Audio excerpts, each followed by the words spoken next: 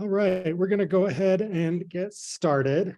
I'm going to start with two quick announcements, and then I'm going to have Salt Lake County and the Sorensen Center give an update, and then we'll move into our presentations for the night. Two updates. First, if you look behind you, we are in the midst of creating an active transportation plan for Glendale. So if you have ideas and feedback about transportation here in Glendale, I'll let Paulo talk a little bit. Oh, you're right here. Sorry. I'll let Paulo talk a little bit more about this in just a second. But if you would participate in this process, it would be very helpful to us as we put together the active transportation plan. And then the only other update I have from the Community Council is this Saturday, the 18th at 11 o'clock will be our monthly community cleanup where we go pick up garbage along the 9-Line Trail or in other public areas. For those of you that aren't familiar, we have a committee called Keep Glendale Beautiful that organizes a monthly cleanup. So this one again will be Saturday the 18th from 11 to noon. We'll be meeting at the intersection of Navajo Street and the 9-Line Trail and cleaning westward. So we do that for an hour. We provide all the equipment, all the tools, gloves, everything that you need. Just dress warm and come out and join us. Will you talk real quick about the active transportation plan? Yeah, it's just so in short, my name is Paulo Aguilera. Will Goodread, I'm just going to call you out really quickly. He's there in the back munching on some pizza. He's a graduate student from the University of Utah, and we're both working together to develop an active transportation plan to help enhance the pedestrian and bike network in our neighborhood. So it's a neighborhood-led effort, and we're super excited. We're shooting for a timeline delivery of end of May. So this is kind of like our effort to garner some input from community members and kind of like understand what issues we want to like be able to address as this plan gets pushed forward. So I'll probably stay for another like 10-15 minutes after this meeting is over in case anyone has any like further questions about it. Happy to answer any questions then. So yeah, stay tuned. There'll be more updates in future meetings. Great. Sarah, I'm not trying to call on you real fast, but do you want to give an update on the Arts Committee? Just because we just barely met.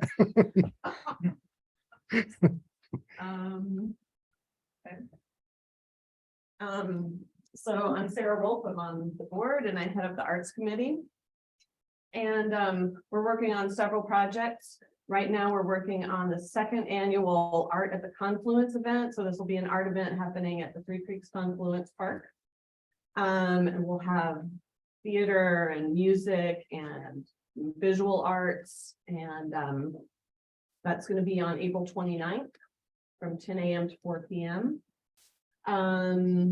We are also working on several street murals in various locations. One will be on 800 West. One will be next to Parkview Elementary, and another one will be next to the Dual Immersion Academy.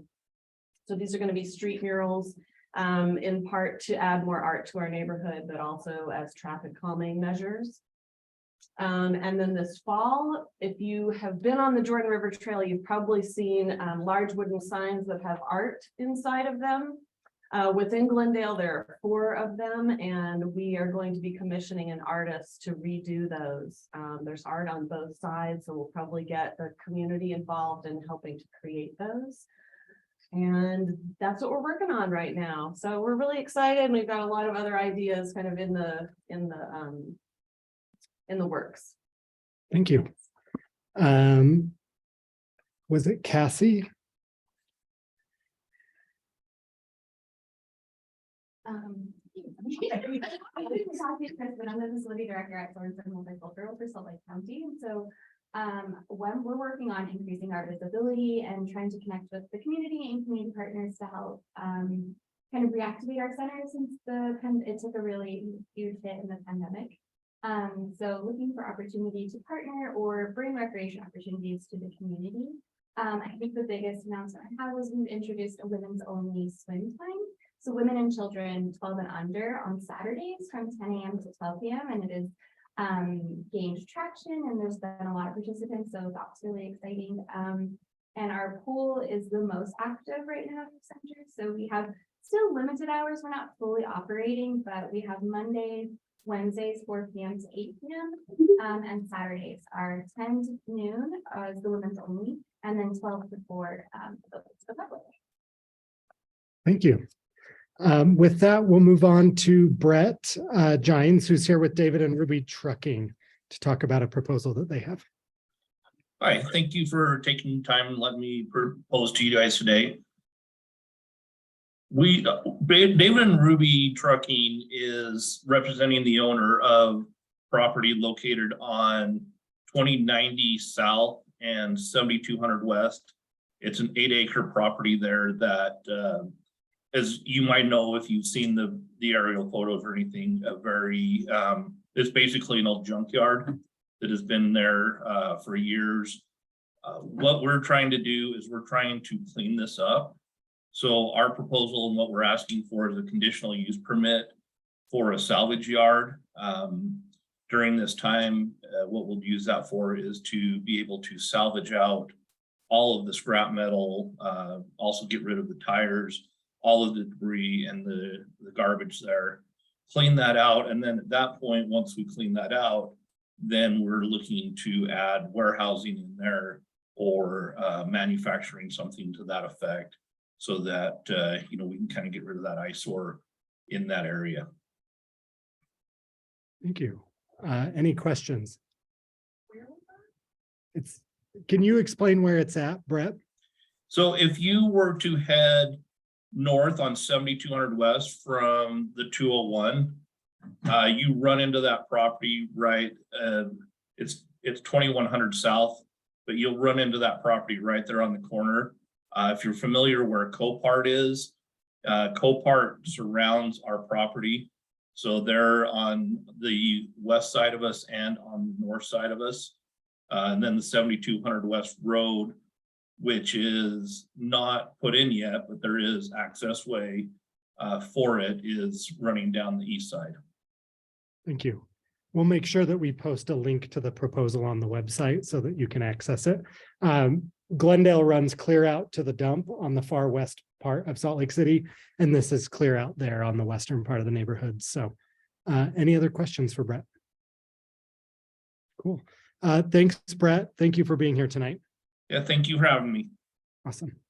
Landon, I'm sorry that I cut you off. No, I'm sorry that I jumped in. Okay, so I am the secretary of Glendale Community Council, but today I'm representing the Sorensen Center, so I'm putting on my city hat today. So the Sorensen Center from the city side wanted to, because it's split between the city and the county. So on the city side, we wanted to let everyone know the kind of programming that we have going on right now. So they have Youth City going on from kindergarten all the way up to 12th grade. So you can have your kids be there for free after school for a number of hours. They will play games, take care of your kids, do educational stuff, which is great. They also have a pre-kindergarten program that is run out of the center. So if you need to be able to have your kids taken care of while you're at work or whatever it is, you can go to the Sorensen Center, talk to them, figure out how to get on that program. It's also free. So that's another great opportunity. We have VITA tax help that's happening right now. So it's free tax help under 60K. If you make less than 60K, then you can go there. They will help you file your taxes. And there's Donated Dental is operating there. They help people get their dental done for cheap or free, depending on your income bracket. And then they have Mundi piano lessons there, also free, great. Just every Saturday you can go and learn how to play piano. The wellness bus is there every Tuesday, so you can get medical checks and stuff if you're low income.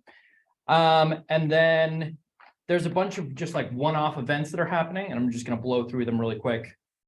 There's a Journey to Health class that's on February 21st. There's Mestizo Institute of Culture and Art. That is happening. That's a marketing training for artists on February 25th. Bug is backyard growers. They teach people how to do gardens in their backyard and help sell produce from our neighborhood and our neighbors. That is happening. So they're going to be talking about that on March 10th and 11th. And then Three Penny Theater Company is doing a show here at the Sorensen Center. And they are a Glendale-based theater company. I probably one of the only ones. But they are doing a play by Alan Sorkin called Power Plays. It's a really cool, interesting play about the dynamics of power in our society. So that's all I got. So thanks, guys. Appreciate it. Thank you. Next, we have Sunny and Jeff from Sunday Andersen Senior Center. I'll scoot so you can. I just set my So- computer here. Yep.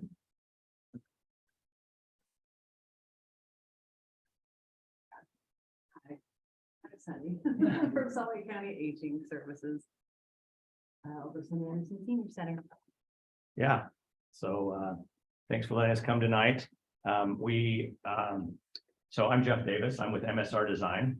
I'm an architect, and as Sunny said, she's with the Salt Lake County Aging Services. And so you might be familiar with the Sunday Andersen Senior Center, which is not too far from here. It's on 9th West and 9th South.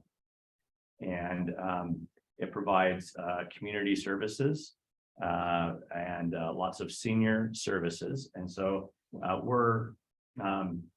we are working on we're getting ready to do a design to renovate it and also change some of its uses a little bit to be a little bit more community oriented. And so we're here to maybe get a little bit of to let you know what we're doing, and then also maybe get a little bit of feedback. So Sunny's going to tell you a little bit about Senior Center. So I work for Salt Lake County Active Aging. Active Aging provides a myriad of resources to older adults in Salt Lake County, from caregiver support to Meals on Wheels. So many things that a lot of folks in this community don't know about. Your mom has questions about Medicaid. We have people to help her, all kinds of resources. I work for Active Aging, and that's our senior centers. What we're trying to communicate is that the senior centers aren't just for, sad old people that go play bingo, or they're really hopping joints. We want to communicate that it's not a place that you have to go because you're old. You get to go. Like if you're 60 or older, you get access to gym facilities, yoga classes, fitness classes. There is still bingo, but it is a lot of fun. So we're really pumped for this project to breathe new life into all the cool resources that we have available to our community. Yeah, so if you might recognize, I just put a few pictures here to help you. But we're looking to create something new that focuses more on the community itself. This is the inside of it. As you can see, it's an older building from the 1970s, but it could look like this on the inside when we are done, and it could look a lot different on the outside as well. So one of the things, and is what that picture on the right is showing, is we're looking at putting a cafe in the center. Right now, a lot of centers have more of a cafeteria style, but there are several centers in Salt Lake County that have already moved to this cafe style. And although it's focused on providing meals for the seniors, it's open to the community. If somebody could go in there and purchase a meal at the cafe and eat. You could, somebody could take their grandchildren. It becomes more of a community-centered space. And similar to the library, there's also spaces in there that could be used for community meetings, or for some of the senior centers have rentals of their spaces, or they're open to different, if you wanted to have an event, if you wanted to have a wedding anniversary or a big birthday party, Those kinds of things could potentially happen there as well. So there is a survey that's ongoing right now. Part of the survey is geared towards people who are either 60 or older or approaching that age of what they might want, but there's also pieces in there that are about the community. And so we'd encourage you to go on and fill out the survey. So we just wanted to go through a couple of things. So I talked a little bit about the community cafe and community meeting space, activity space. I got ahead of my slides, didn't I? Increased senior programming. Sunni's talked to us a little bit about that, but we also want to know what the community needs are. And so we just wanted to open it up for a minute and ask those of you who are here if there are any community needs or ways, creative ways in which you think the community or yourself might utilize these kinds of services or spaces. Is there a green space? I'm not visualizing it in my head, but if there's a green space there that would be dual use with people who are using the center, but can also be used by community members, like a park. We've talked about using the green space. Right now, it's got a very large parking lot on the north side of it, but that side, we've talked about maybe putting like a pickleball court in, something that is very popular with the seniors nowadays and really popular with the young folks too. We've also talked about putting a walking track around. What we found that a lot of the senior centers currently operating is we'll put together these really cool patios, really cool outdoor spaces, and they're just not used by the seniors, not nearly as much as we hope they would be. They want to be inside. So that is definitely something that we could talk about throughout this process, if that's something the community really wants to see. Yeah. And yeah, go ahead. Just from like the scrappy art community, we're all scrappy performance art community. Sorry, Sarah. We are always looking for rental spaces that are affordable to people who are paying for it on their own money without any grant funding, because a lot of us are not nonprofits. And so even if it's just like a room that we can shut windows and rent for $50 a night or something, that would be a lot for the performance art community. Yeah, right now, Salt Lake County Aging Services, so we do our rentals in senior centers, is if you are a nonprofit or a 501c3, you do get a significant discount on rental rates. Right. So a lot of those like little tiny theater companies are like an LLC at best. But yeah, so if there's some space for that kind of scrappy crowd of like people who are not making profit, also. Are you going to clean up after yourself? Yeah, well, I mean, yeah. Okay. Is there somebody we could contact that So that group that maybe we could get some additional input from them? So New World Shakespeare is a good one to contact. Three Penny Theater Company is one that is a nonprofit. Callisti Theater Company is What was the last one? Callisti Theater Company is another just a little scrappy company. Those are the ones that are popping up. Okay. Great. There's a I can talk to you after and see if we can put together something to connect. Okay. So there might be more. Yeah. There's also a comment on Facebook, a suggestion from Michelle Johnson. It sounds like there might be some open space for the community to use. So she suggested, mentorship. Maybe there's a program where, people can come in and actually work with the residents there and learn a skill skill, whether it's like quilting or, you know, some sort of community engagement or teaching type scenario, so. That's a great question. Just to clarify, a lot of people hear senior center and think that it's a residential facility. It's not. So we don't have any residents that work there. However, we do have a lot of volunteers that like to come in and we do have programs. We do have a lot of different things that we would love to have volunteers in for. Okay, great. Good question. Yeah. So, how's the county consider, this is a very good lot, it's a good location for it. Has the county considered doing, dual purpose on this property? So doing some residential housing on top of this, keeping the ground floor up to whatever it is. One of the needs of, this part of town, and I mean, we're growing, and this area grow is very close to access to the freeway, close to downtown, and I don't know, maybe it could be some sort of program that the county is already partnering with some other organizations, but I think I always see big parking lots, not supermarkets and other organizations, but government too. And we're not, utilizing the land better. The other thing I would like to see maybe is maybe some street activation with 9 Line Trail is right in front of you guys.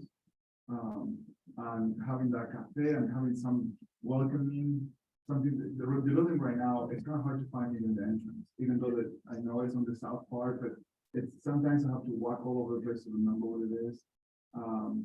It's something that looks more inviting, and if there is a cafe, something that looks like a cafe, maybe, that people can actually say, oh, I'm gonna grab a cup of coffee and walk around. I think that will be something great. I mean, I think half the district will throw a parade if you put a cafe in there. I'm not kidding. We don't have very many places like that you can go and grab a cup of coffee.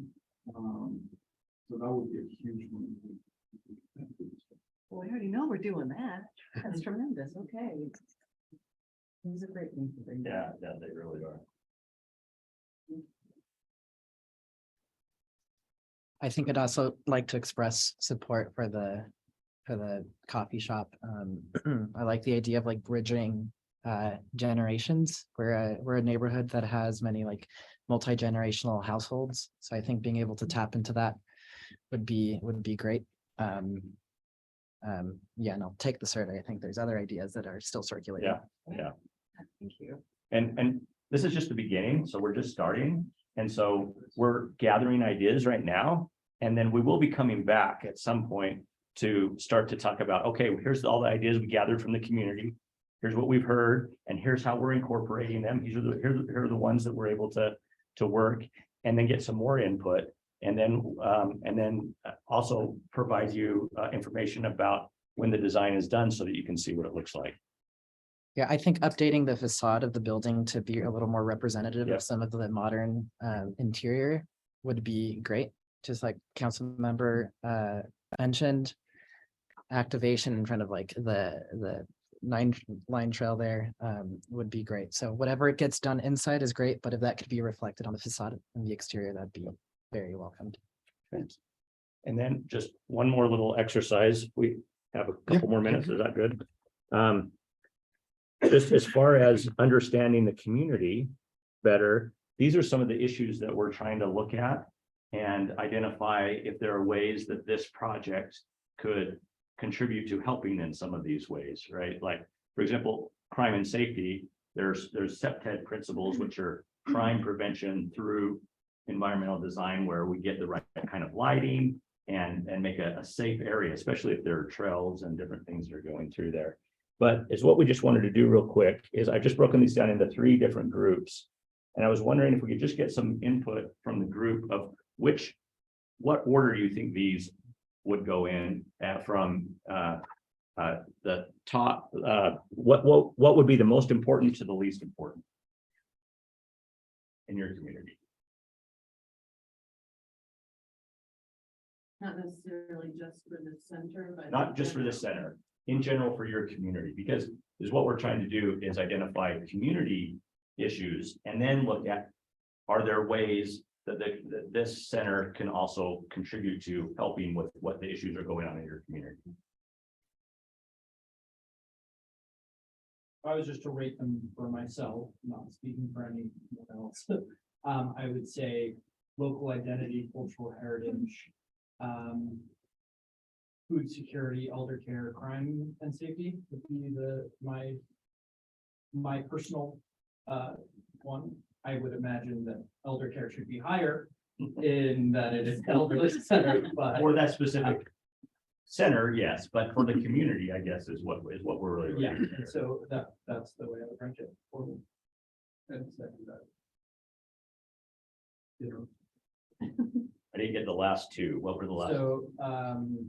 So for me, it was local identity, cultural heritage, food security, elder care, crime and safety.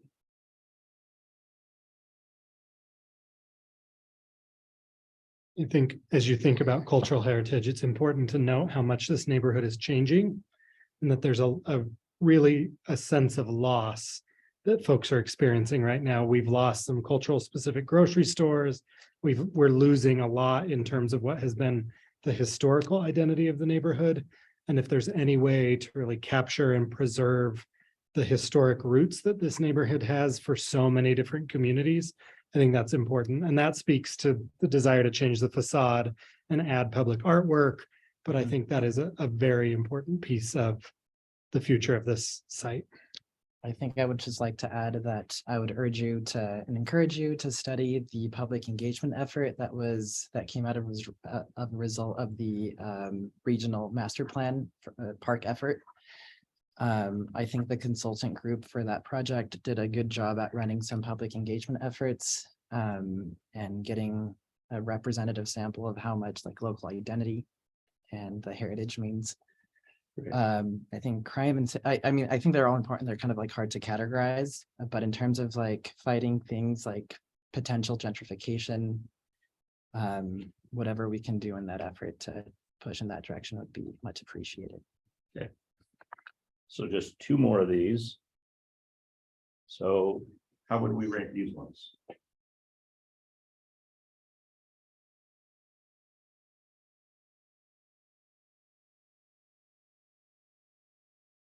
We already had a comment about affordable housing. Housing seems to be an important issue for everywhere, but probably especially in this community.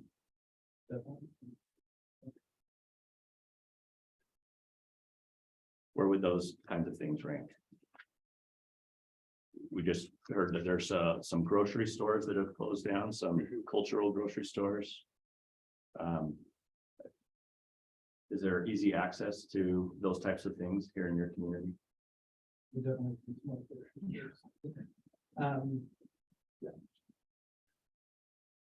And I think it doesn't have to be a large grocery store. I think there's such an opportunity for like bodegas and small opportunities for people to get food, grab a bite, just being present in the community and providing that as a service or providing opportunities. We have so many local vendors and businesses and informal businesses in Glendale that could benefit even just from space or visibility or the opportunity to connect with your clientele. And I know this isn't ranking it, but in terms of how I would see this, I would put affordable housing probably right at the top, with groceries as a close second. And then I think the third would be, in my mind, access to services. And what that struck in my mind was the need to connect the different service providers on the west side. So you've got you've got the Sorensen Center, you've got Neighborhood House, and everybody, the ideal scenario would be that everybody's communicating and that there's no wrong door for someone to walk into to find services, whether it's the ones you provide or ones that someone else provides. I think that is really important. And then there's one that's not on here that I think is important to mention, and that would be language access, whether that's for affordable housing, groceries, whatever. Language access, I think, is an important piece of achieving any of these goals. And so if there's any way that you can incorporate the many languages that are spoken in Glendale, I think all of that would benefit the neighborhood. Great. I agree. And the last one. These are kind of, we talked about trails, that's kind of access to nature outdoors. Environmental education, public transportation, buy local, it's kind of come up as well, renewable energy. Anybody want to throw out what they think is most important? I don't think that I have a thought that I forgot to mention, because I can connect it with some of those, but Even if it's something different, please share. so this intersection is a very important one, just because the significance of, we have the 99 in the east side, and this is 99 on the west side. Whenever some people, told me that it would be a very kind of cool thing to incorporate. And the one side we have a billboard, just to, kind of sad. Don't tell that to the Reagan, but I think that it's something to make this intersection something cool. And you guys own this one corner, the county does, all of us do, I guess. But if you guys can make this space special, and this is an RDA district too, so, there is a possibility to partner if there is a way to do that with the city, do something very special there.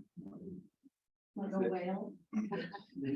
Do the bottom of the whale or the top of the, whatever Whatever. edge you're looking at. Do the other end, Just saying. a peacock. So I mean, it's Public art.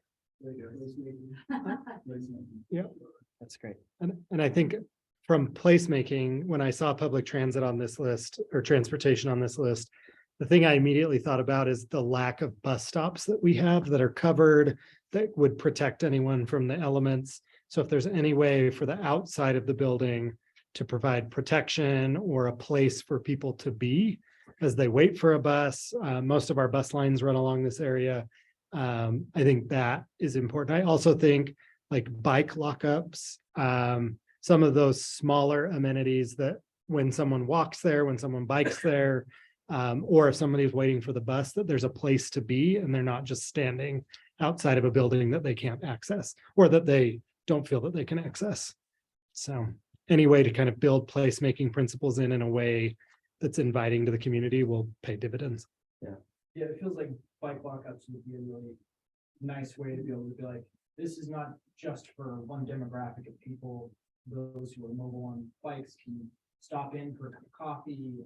It's like an external signal to the world that it's public space. So I second that as well.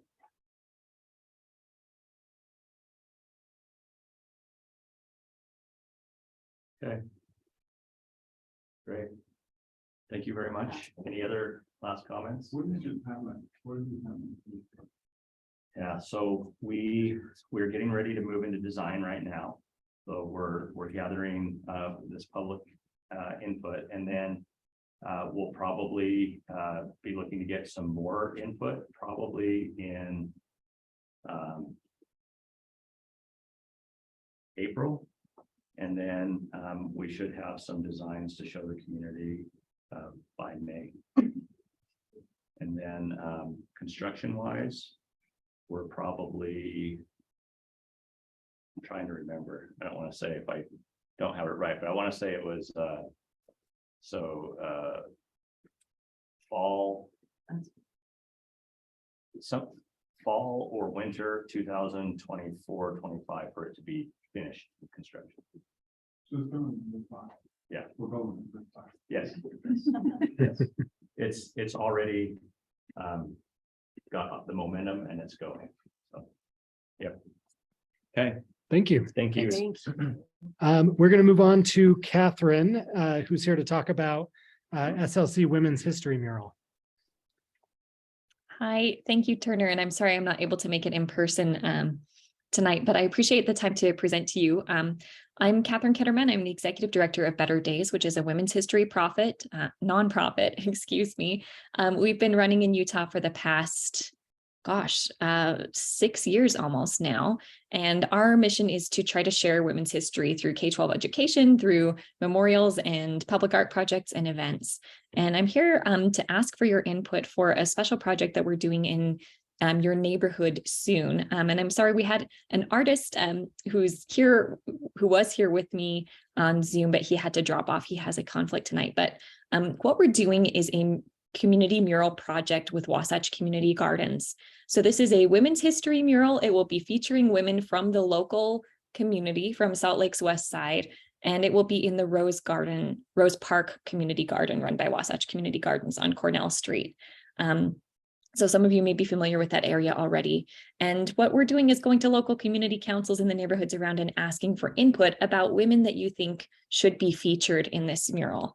I'm going to, if I can, share my screen here for a second. And then I will pull up a QR code and share a link for sharing input. But Bill Lewis is the artist who is doing this mural. We commissioned him for this mural because he grew up in the Glendale neighborhood. So he's local. He attended Glendale Middle School. He's done a lot of projects in the area and on featuring strong women in our communities. So you may have seen this recent mural that was put up of Margarita Sattini that he did back in 2021 after she passed from COVID.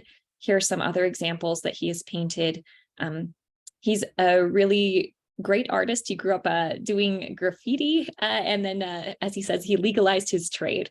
So he has a great methodology with spray paint, and he uses a lot of community involvement and engagement in his projects. So what we are hoping to do together with the funding of the Salt Lake City Arts Council, as well as the Utah Division of Arts and Museums, is to feature women from the community that you all feel are important. We're working with NeighborWorks on this project as well. We've asked Maria and Jasmine for input on women that should be featured, and we're going to be having Bill, the artist, will be working with the YouthWorks kids, so they'll be helping him to create the mural and design that and put those pieces together.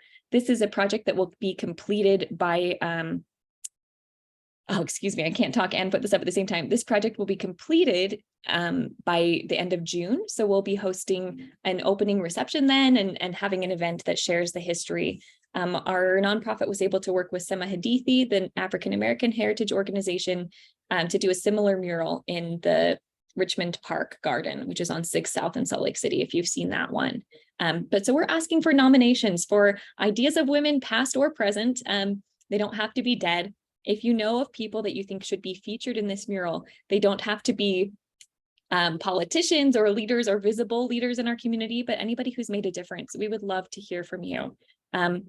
So I'd love it if any of you have any ideas right now that you'd like to share with me. I'm making lists, we're gathering community input, and then we'll take that to community council leaders and ask for their kind of final picks a little bit later this year. But we'd love to know it.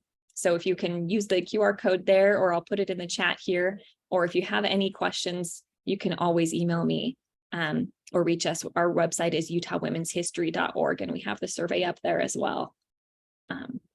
So I think with that, I'll open it up. If anybody has any ideas for us right at the beginning, we'd love to hear your thoughts.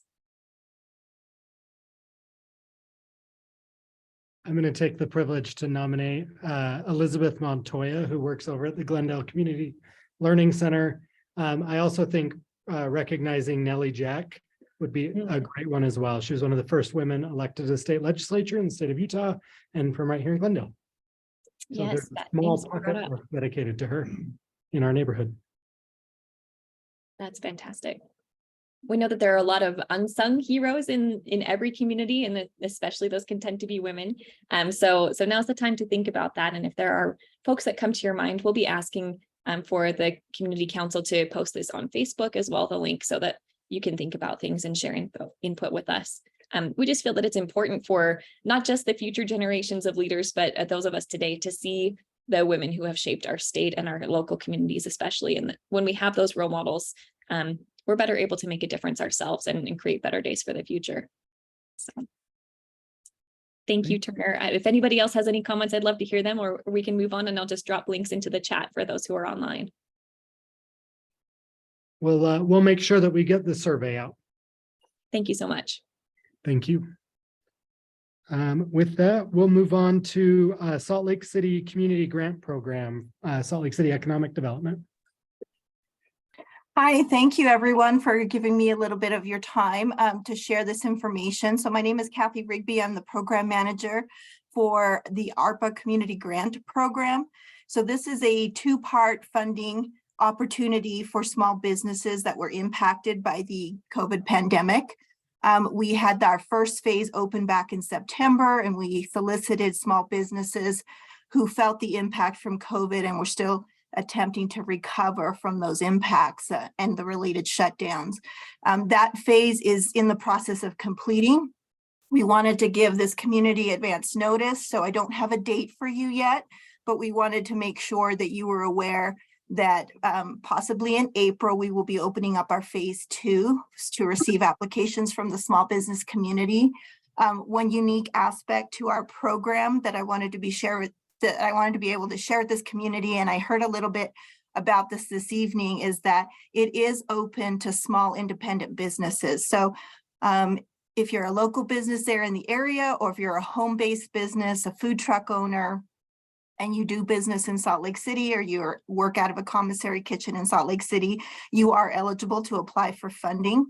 We do have the information available in multiple languages, so we don't want that to be a barrier for anyone applying. I'm fluent in Spanish, so I'm happy to offer the information to any members in the Spanish-speaking community that would like more information about this funding opportunity. The small businesses that were around back in 2020, so that's one of the requirements, that you had to be a business open and with less than 50 full-time employees during the pandemic. If you were impacted by COVID and you would like information, we can get that information to you. We will be providing training at the Sorensen Unity Center. We are collecting emails, phone numbers. We will make flyers available through the community center as well. And this is just sort of a preview to what's coming. We will come back and give you more information when that application window is actually open. But we wanted to allow the community to start spreading the word a little bit and let the businesses know that a second round will be available. It's up to $50,000 of funding, so it is impactful to a small business as they look to recover from the impacts of COVID. Artists and artisans can apply, home-based businesses can apply, and we will have that information available for the community. We have a slide presentation, but I think what would be more important is for me to share my contact information. I'm happy to take phone calls and emails with any questions, and as I said, I'm assembling an email list, and we'll be happy to personally invite any business that would like more information to our first training that will happen in April. Thank you. Do you also have a flyer that we might be able to distribute in our newsletter? Yes, we do, and I will be sending that to you. Okay, thank you. Thank you for the time. Yep. Any questions? All right, doesn't look like it. Thank you. Okay. Thank you. All right, we're going to move on to Dr. Daniel Mendoza's class, the Dark Sky Studies Capstone.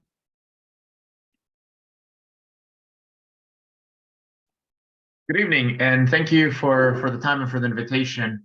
I'd like to really turn this time over to our students here. We have 6 students, and we also have mural artist Josh Sherman, who will be collaborating with us. The course I'm teaching is the Capstone course for the minor in Dark Sky Studies, which is a relatively new minor that's only being offered at the U. We actually created this minor.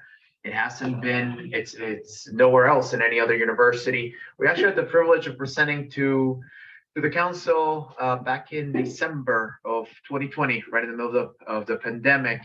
And we had partnered with the Natural History Museum, the Teaching Youth program. And as you probably all know, that's in a transition. That program is a transition right now, but we hope to rejoin them. But what we really wanted to do is work with Glendale, and we appreciate the leadership as well as Turner really facilitating this meeting, because what we want to do is we want to take some measurements of light pollution, and that's something that I think it will be best explained by the students. And also we would like to paint a mural in Glendale as well. So I'll just turn over to my students and they will go through the presentation. Thank you.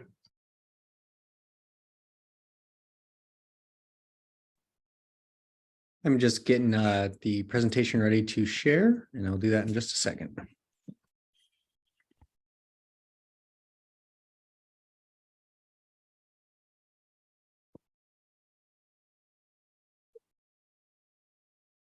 All right, if you want to go ahead, Emily.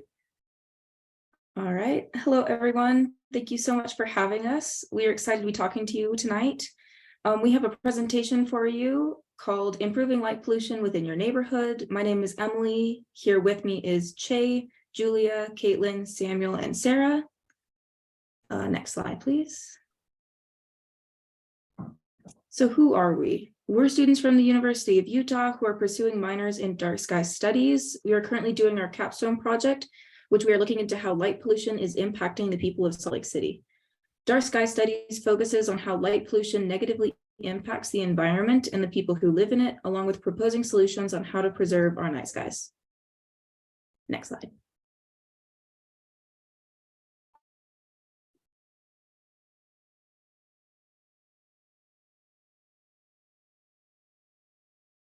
Is it not showing up? Sam, we can't hear you. Can you hear me now? Yes. Okay. Light pollution.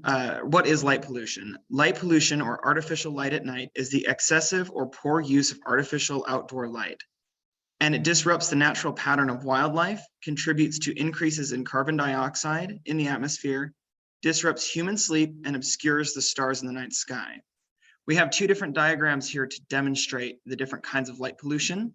The first is the upper right diagram showing the three different kinds of light pollution that we'll be talking about throughout our capstone project. The first is glare, which if you've ever had an oncoming car with their brights on, that's an example of glare. An example of the other one, which is light trespass, would be if a well-intentioned neighbor had like a security flood lamp on their house, but some of that light leaked into your bedroom and made it more difficult to sleep, or an improperly capped street light would also be another example of something that would cause light trespass in your bedroom. You can also get, the last one is sky glow, which is created when either a light fixture is not properly capped, so it's letting light emit from the top of the fixture or bouncing off of a reflective surface. Next slide, please. We're also going to be looking at the color temperature of lights. This is a diagram explaining the different like warmth of a light. So more orangish red lights, like candlelight, for instance, are better for night skies preservations, while blue lights, like something emitted from your cell phone, are bad for dark sky preservation, along with human health. Next slide. We'll be using a couple different tools to help quantify light pollution. The first is a SQM reader, which is looking at the amount of sky glow or the amount of light that the human eye can perceive. There is another one we call an illuminance meter, which is looking at the amount of light that's falling on a unit of a surface. And then the last is a spectrometer, which we'll be using to determine the color temperature of the light fixtures. Next slide. Another important thing to keep in mind is how different light sources can affect your perception of an object. This is called color rendering. Some lights use different color variations and depth. Some lighting causes you to see different depths of objects.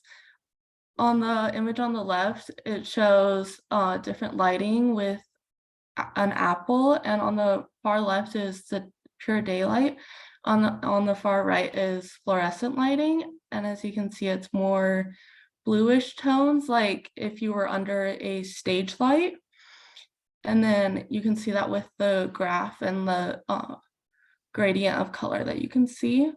And then on the right image, you can see the gradient of color. And on the left is a low pressure sodium bulb, and the right is an incandescent light bulb, and you can perceive the colors differently. All right, so one of the main focuses of light pollution is obviously artificial light. And one of the big components of that is daymakers. So daymakers are basically a system of different types of lights. We most commonly see these in electronic billboards, vehicle headlights, street lights, and more. So here are a few different examples that are a bit excessive. So we notice, I'm sure everyone has seen vehicle glare, especially with different types of LED and like halogen bulbs versus regular incandescent bulbs.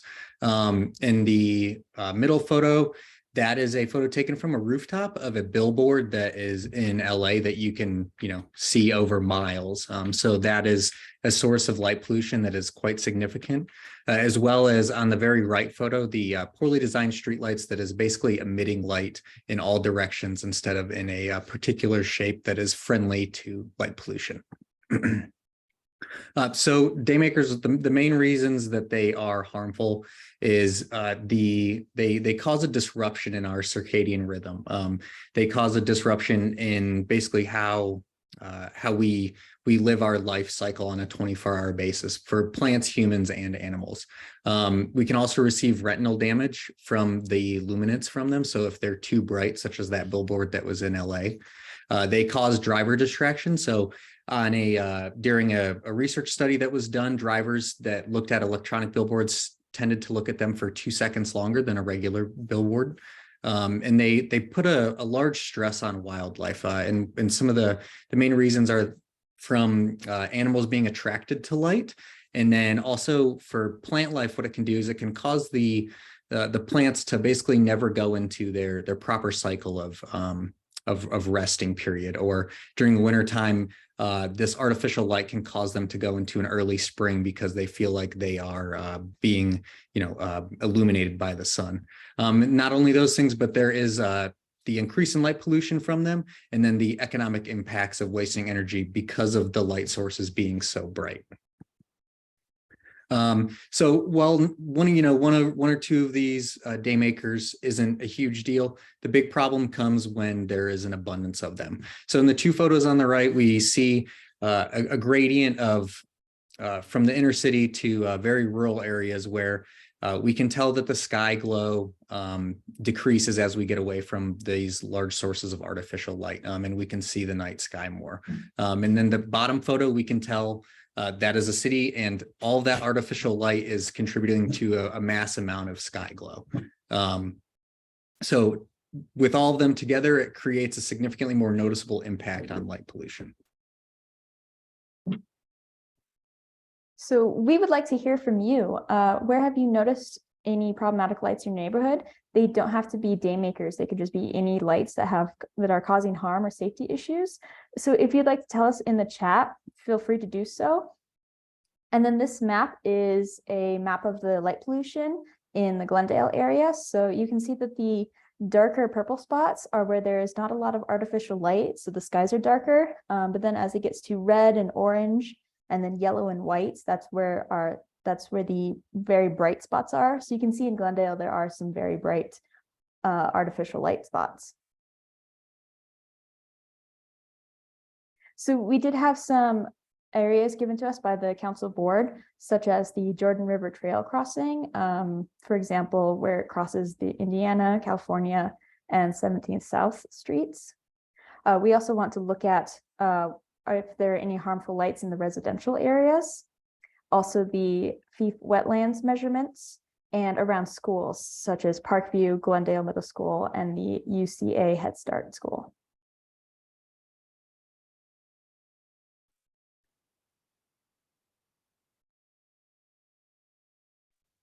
I think you might have skipped a slide.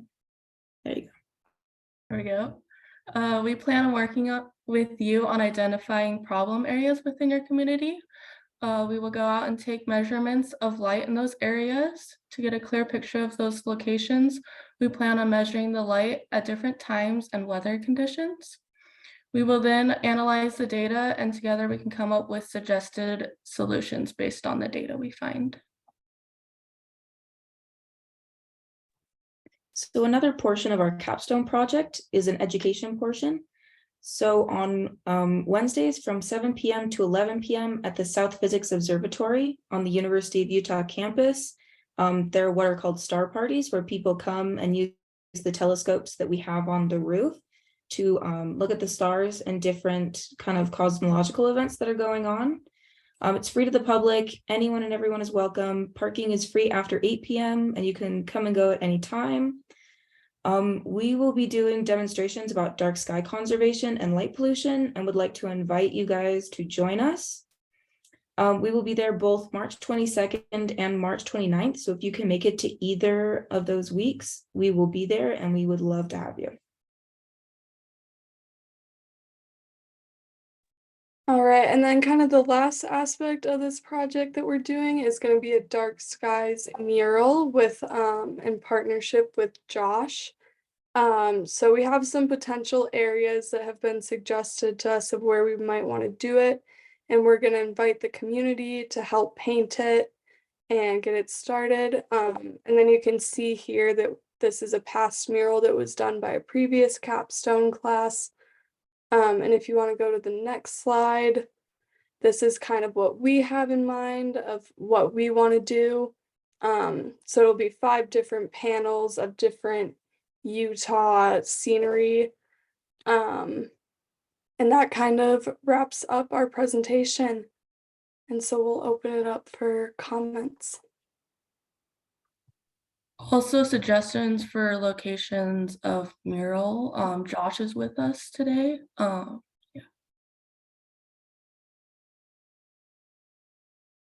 Yes, I'd like to give Josh a minute here to bring some ideas as to where we could potentially paint.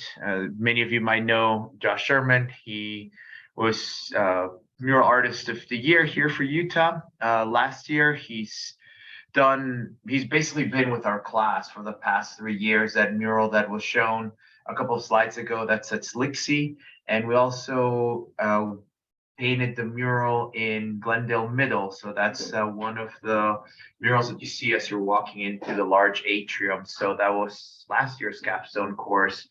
And so we just had a meeting with Josh where now we're discussing how to really develop that mural idea and looking for a location. I know that Turner and the board had proposed a few sites, one by a warehouse area, and then another one also by an underpass. I know that there's obviously some discussions that need to take place with UDOT, but we also want to hear from you. We want to hear from you really 2 sets of suggestions. Where do you think that there is some light intrusion, some light problems? We already have identified a few places where we could measure. And then the other place is where you think that you would like to have a mural. So please feel free to either take the floor or feel free to drop some comments here on the chat. And thank you again. Any suggestions?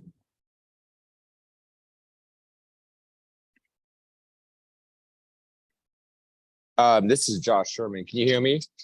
Yes, we can. Okay, I'm actually down here painting for the in Granary district, just not far from there right now. So I'm just on audio. Having done these dark skies murals for 2 years, we were at SLC, did an interior mural with Samantha Hobush, the teacher, and then working with the Glendale school last year. Any options is really viable, like open to beautifying a spot or a part of a neighborhood. I was talking to students earlier, if there's open cinder block walls that the city has access to or ownership of, small businesses typically want a mural that represents their business or their individuality. This is a very particular mural, once educational based. It worked great at a school or a community center where the information for dark skies could really resonate with. I've worked with Mural Fest in South Salt Lake for the past 5 years, identifying walls, getting artists for walls, being a liaison for artists as well. So I know it can kind of be tricky to find a particular wall in a business that's, might be oriented, but maybe a city-owned or area. Even out by Redwood, there's a lot of businesses out there, a lot of commuting that happens where a lot of beautification can come from murals as a whole. We've seen in the Granary District, Glendale, Rose Park, and I'm a big advocate for art and public art, especially for art that has a message and a meaning behind it, such as this. It's community centric. And I think the walls are, we're thinking anywhere, the size isn't really a concern. It could be 15 by 15. It could be 10 by 8. The bigger is always better, especially doing the representation of the different slides the students presented of the values, the different areas and topography of Utah. I think would be a really pretty and well-designed mural, and I'll work with the students to design that and present that before we execute this. So just mostly to thank you for your time, consideration, and if there's any options or ideas that come to mind, just share them through Daniel and the students, and then we can work with you to come up with a final design to present council when that time comes. Thank you for your time. Kim, I'm going to call on you real quick since your hand is raised. Yeah, since we're getting that new park over on whatever 1700, maybe that's like a really good place to see if we can add murals over there. That would be something cool to look into, because I'm sure they're going to be wanting to put murals on that, and that park is going to be starting to be built in the next like this spring. So the mural could be like, part of that if you approach the city. And I'm sure there's going to be like places to put murals and stuff in that park. So that's just a suggestion. Thank you.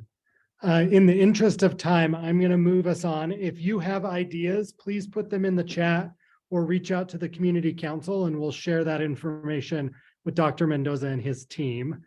We'll move on next to Councilmember Puy. Oh, sorry, Eva. No. It doesn't matter, either of you. Sorry, I needed to get up. I have to leave, so I'm going to take my laptop. Will they be able to hear us online? My laptop. Okay. So,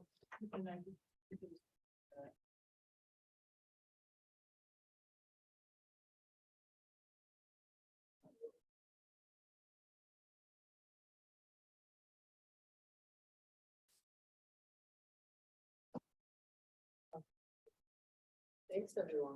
I drank coffee, but I needed to stretch and get out real quick, so I'll try to make this fast. First, my name is Eva Lopez. I'm your community liaison for the mayor's office. If anyone needs Spanish translation, you can always reach out to me, but just for the interest of time, I want to give everyone a minute in case you have a question or you have a concern you'd like to speak to. You can call me at 801-479-1410. And I wanted to ask if everyone knows about SLC Mobile. It's our application where you can report different types of concerns that you see. Maybe it's a pothole, maybe it's graffiti, maybe it's someone in need. If you download that, if you don't have a smartphone, you can also access it through the web link. I highly recommend it. It sends it directly to our directors of the city so that they can handle the issue. If not, you can call me and I'll make sure to communicate that over to the correct department that's needed. Mayor Mendenhall did release her 2023 goals. You can access this plan at slcmayorplan.com. And I highly recommend that you look at it. There's a commitment to work with the county, state, and service providers to continue our building access for homeless services and making sure that we're encapsulating the services that we need to provide for each individual that's experiencing housing insecurity or is on the potential risk of that, along with the commitment to building housing, more housing, of course, supporting the other side villages plans. I also want to talk about briefly where we will be, the mayor's committed to a city-led air quality incentive program. So please be on the lookout for different rebates specifically for landscaping equipment and e-bike access. So I have a regular bike, but it's great. If you look at e-bikes, the cost is really high. It's kind of a great program to take advantage of in case you're seeking one this year. And then with our GO bond, that's the open space general obligation bond that passed thanks to voters like you. We're beginning the public engagement planning work for that this year. And I did want to talk about Safe Streets and Vision Zero. I know that speeding is often an issue in this neighborhood that you all experience symptoms of. So thanks to council and the mayor, we did pass our 20 years planning plan, which lowers residential speed limits to 20 miles per hour. As well as the city adopted vision strategy, which basically helps articulate different areas where we see pedestrian related accidents and try to prevent that. So this is a great preventative action. We're looking forward to that. During MBA weekend, we'll have our county recreational center located in Central City will act as an overflow day shelter. So if you see an individual, for example, if you happen to be downtown, feel free to reach out to a downtown ambassador, or you can call the non-emergency line to take a peek. There are available shelter capacities as well as beds in the area. So I did want to put that out there. We have our micro grant food equity, our micro food equity grant that is available. If you go to slc.gov/sustainability, you can apply for that. This is a great program where you can apply for your neighborhood to take advantage of, and it basically is funding so that you can try to supplement food programs. That's something that we talk about a lot out here in District 2, that there are food insecurities, whether it's for students or available access to food and supply food. We want to take advantage of these programs. You can also apply to be a food equity ambassador. It's a great way to help. It strengthens, and we work with Wasatch Community Guidance with that too. Finally, you can find the road closers for the NBA All-Star Game if you go to visitsaltlake.com, as well as I thought it'd be really great to provide the link, and I can pass this on so it's posted online. But if you're looking for free or economic events for the NBA games, if you go, the Trib has a great article on this posted online. But there's lots of free events. If you go to Gallivan, you can find some concerts that'll be free, different DJs. A lot of them are local Latino and Black artists. So highly recommend you take advantage of that. Do I have any questions? Okay, great. Thanks for having me. Thank you. Next is council member.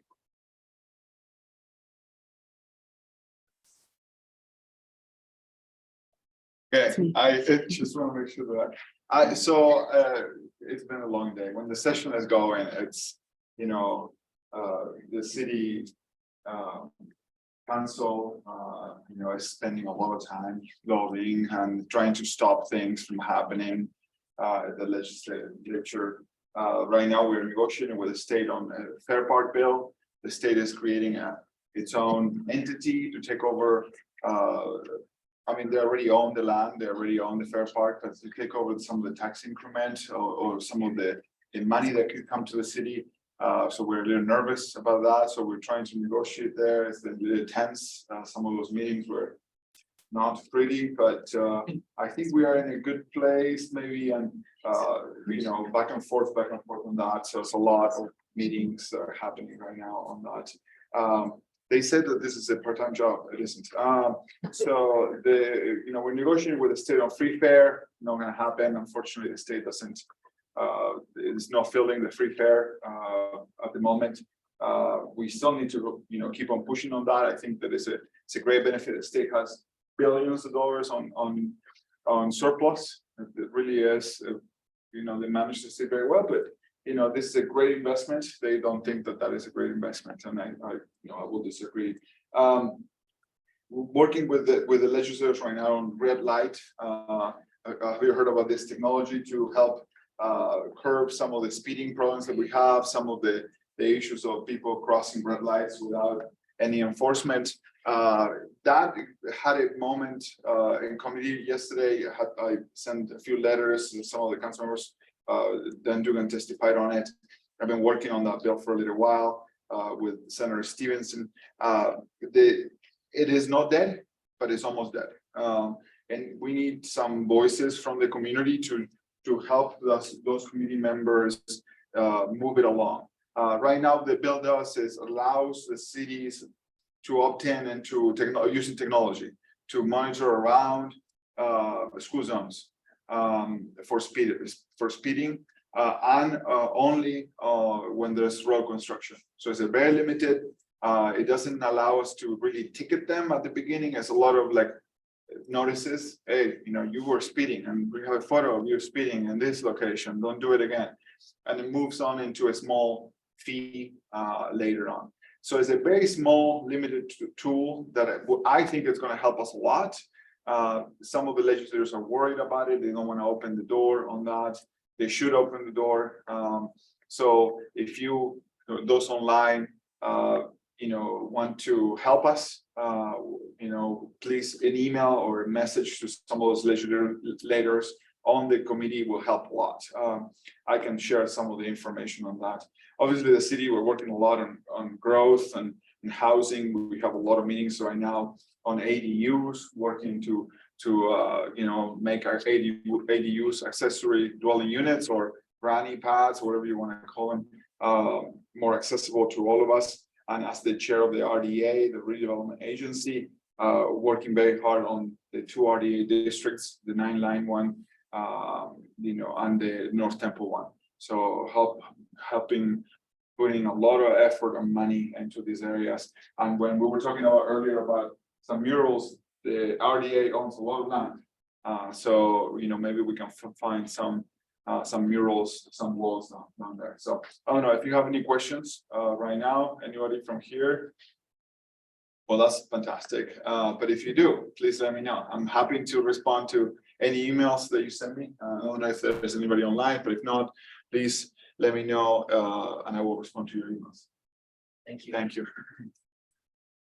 Next, we have Salt Lake City Police Department. If Detective Oliver is online, in person. I'm in person this time. It's rare. I'm Detective Oliver from Salt Lake City Police Department. I've been with the department for just over 15 years. 90% of that time has been on the west side. So I like the west side. In fact, I had to go over to the public safety building today and I felt totally awkward. So this is great to be over here. Any questions, concerns that we're seeing? I can jump into a bunch that I'm seeing from complaints that I'm seeing. RVs, 900 West, 1700 South, 1200 West. We will be cleaning those shortly. The NBA All-Star game has kind of taken a lot of resources that we usually have. So it's pushed everything back a little bit longer than I was expecting. But yes, those are on the board. That ring any bells? Anybody else want to pop the question? No questions online? I ain't doing boring numbers, so. I guess, so I was part of the count this year for counts. Yeah, and just in some of these meetings, I hear often a lot of complaints about homelessness. And I just want to be a voice on the other end that I believe people need a place to be, and that I talked to a bunch of these people and they're in difficult situations and I want them to be taken care of. And I know you're doing your best and you're dealing with people on all ends of the spectrum being like, take care of situations. Right. I just want it to be said that I believe people need to have a place to be. And 100% sure you know that it is not illegal to be homeless. That's something we need to work as a community. So I agree with that 100%. It's just the complaints that come through as far as crime is occurring, drugs occurring, anything like that. Now that's not going to say all the encampments or whatever are doing that, but yeah, you're 100% right. We need to, and that's especially the cold season, because the cold season is a really rough one. People that are housed, let alone people that aren't housed. Right, so I agree 100%. With that, we can just go over to some really quick numbers. These are boring, but if it spurs any questions, then that's great. So District 1 year to date has had 30 violent crimes. So they've had 1 homicide in District 2. They've had 4 rapes in District 2, 5 robberies, and 20 aggravated assaults in District 2 year to date. So that's what, a month and a half. So we are crazy enough is we're down by 14 from 2002, and we are still down for a 5-year average. We usually average about 32 of those year to date. So that's a good sign, but we still would like to see that number go down. As far as personal crimes or property crimes, we've had 195 year to date. That's down over 100 from 2022. That's great, but we still would like to see that go down further. Now it's not. It's just unfortunately this is where we live and when we live today. We're not going to see zero crime. Are those a lot of those car break-ins or what? So a majority of those were larceny from motor vehicles. Yeah. So that was 73. And then vehicles, actual stolen vehicles were 41 in the Glendale area. So that's again, that's down half, 81 as of 2022. So positives, some good positives. And we usually see about 275 property crimes over a 5-year average. So we're still down significantly from that. That's great. Let's just keep heading that way as it starts to get warmer. And people want to open up their doors, get some fresh air, open up their windows. Remember to close your windows when you're not home and protect your property from somebody just jumping in through the window. Any other questions? Any questions at all? I'm just curious if the car theft is happening, like what areas? Is it mostly in residential? Is it people who are parking on the streets versus in their driveways, or? So I wish I had a good breakdown. We used to have a map on SLCPD for a crime map, and that would break everything down as to your address. You could put your address in there and do a 2-mile circle and tell you all the crimes that were occurring in there.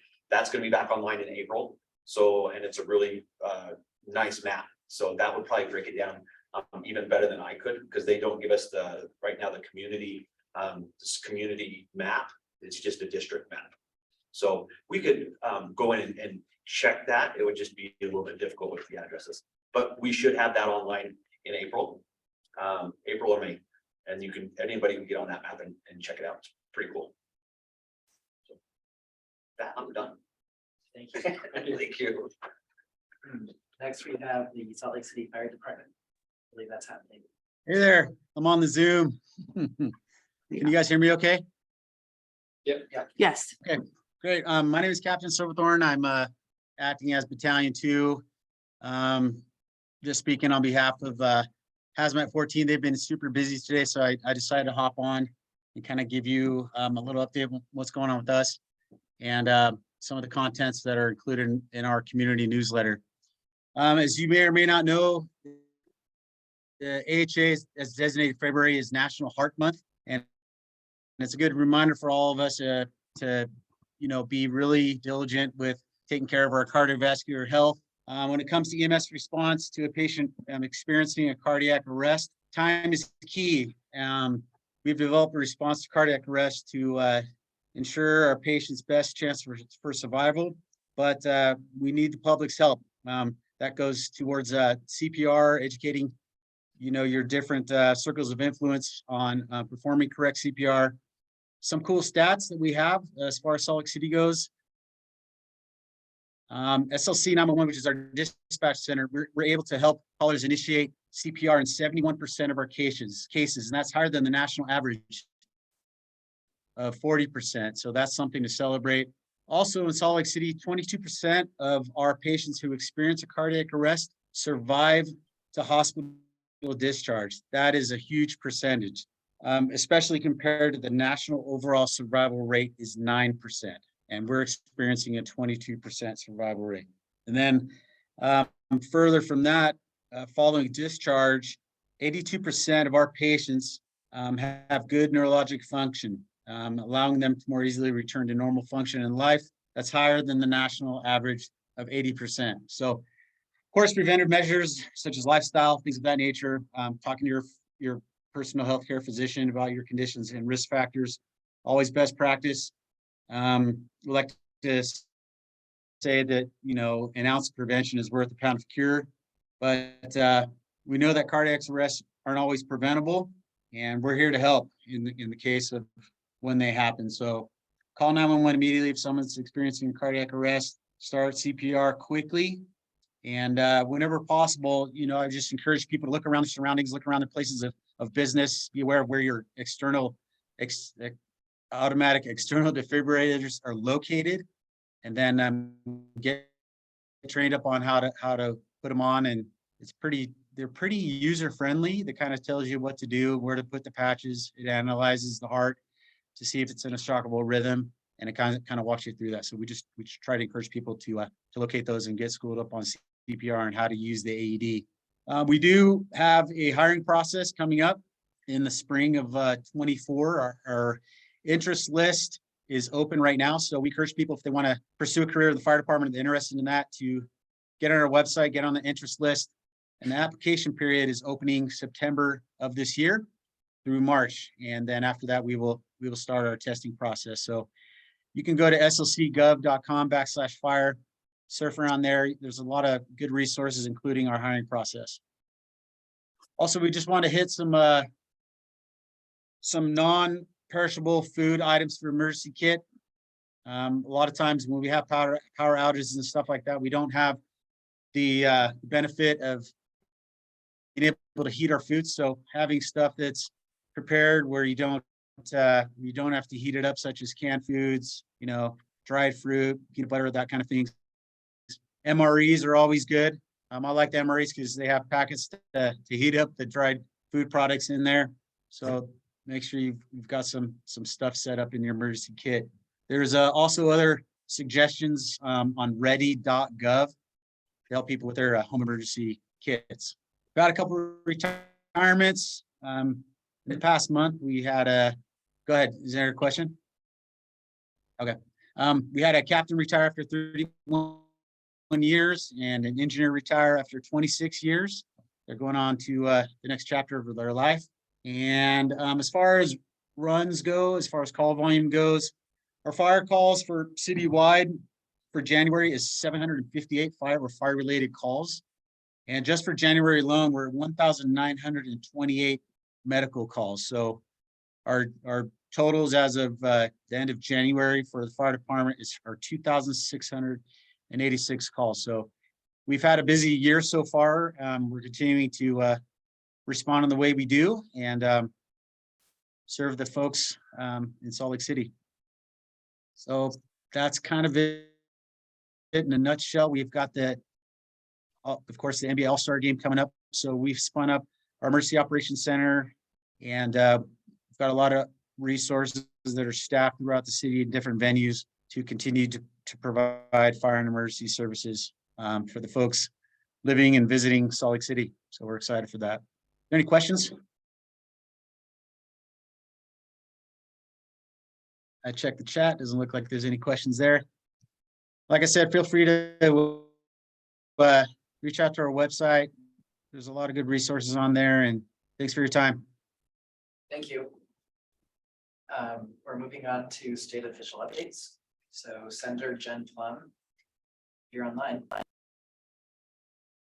think she was online, but she must have had to drop off, so. Okay, in that case, are there any questions, comments, any other updates? Not, I think we're good. Cool. All right, well, thank you, everyone. Good night. Good night. Thank you. Thank you.